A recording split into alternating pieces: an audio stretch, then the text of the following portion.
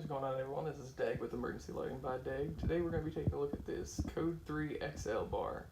This bar I'm really going to use to showcase how much of a difference it can make with clarity and things of that nature when you do restore a bar. I've started making a series of videos on how to restore bars and polish lenses and things like that.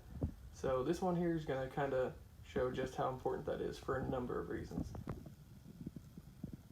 So I've already restored this side of the bar. You can see the rotator in there. You can see them quite clearly. You can make out the clear shape of them. And here in a minute, this bar is pretty loud, so I'm going to turn it on here in a minute, but I just wanted to show you ahead of time the difference between this one and this one. Look how hazy that is. There's no clarity. You can kind of tell where the rotators are sitting in there, but it's hard to tell, and that's going to make a whole lot of difference when it comes to looking at the beam and the focus of light.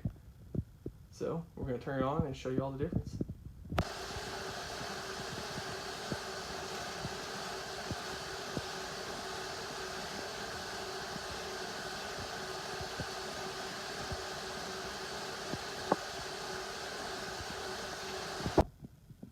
I don't want to do much talking with the bar on because, as you all saw, it's pretty loud, but I just hope that this shows how important it is to have those clear domes and have those clear plastics.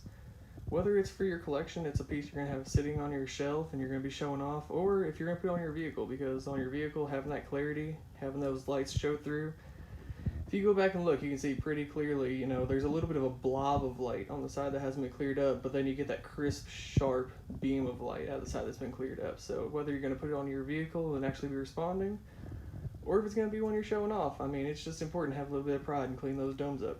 Thanks for watching. You can find me on Facebook and YouTube, Emergency Lighting by Dag.